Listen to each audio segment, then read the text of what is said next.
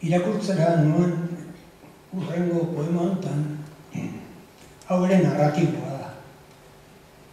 Poema honetan aipatzen dut lurralde bat, mendi bat, Biandiz mendia, zuei bizkaitarrei ziurrenik arrotz eta ez ezagun izango zaizu.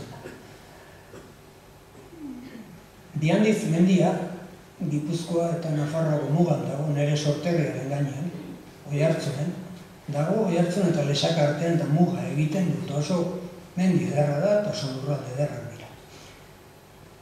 Biandiz mendia dago hain zuzen Aiako harriaren ondoan, hori ezagunagoa da. Baina guk harretik begiratzen genunean, mendietarantz, eta kaskabarrek eta elurtek eta negua iragartzen zigutenean, Aiako harria nola granituzkoa den eta lakarra han irrista egiten zuten, elurrak eta alderantziz, Biandiz mendia nola lauagoa den eta belarrez estalia dagoen han elurra pausatu egiten zen. Eta guk beti herritik, haurtzaroan, erabezaroan, gaztetan, begiratzen genuen beti, Biandiz mendia. Ia, Biandiz mendia zer esaten zigun. 2005 urteko azaroaren 27an igandea Lourdes bisitatzera erietxera nindoala. Azaroko arratsaldean elurra ikusi dut Biandiz mendiaren hegal gailurretan.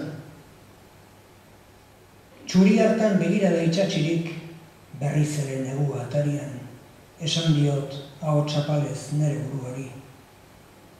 Zer nolako unkidura elur txuriena nerabeak ginenean herri galdu hartan.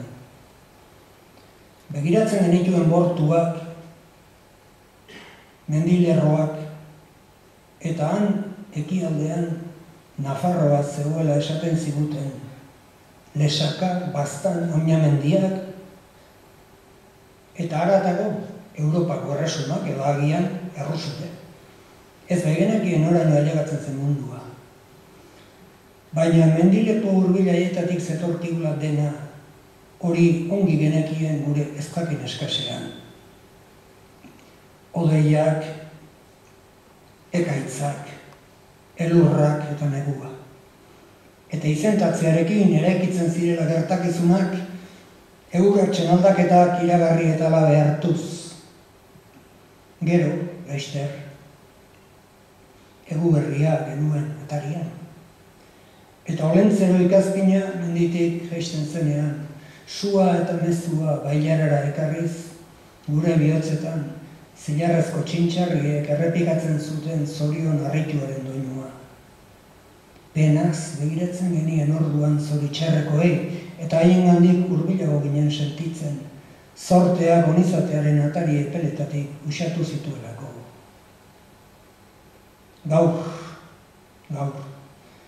Izan ginen hartatik, ia ezer ez denean geratzen, berriro txuriz jantziak ikusi ditut mendiak. Ekialdeko bortuetara begiratu dut unkitua, eta barneratuenetik esnatu zait, denboraren abaraskaren pean, estalia zegoen kantua, goiko mendian elurra dago, errekaldean.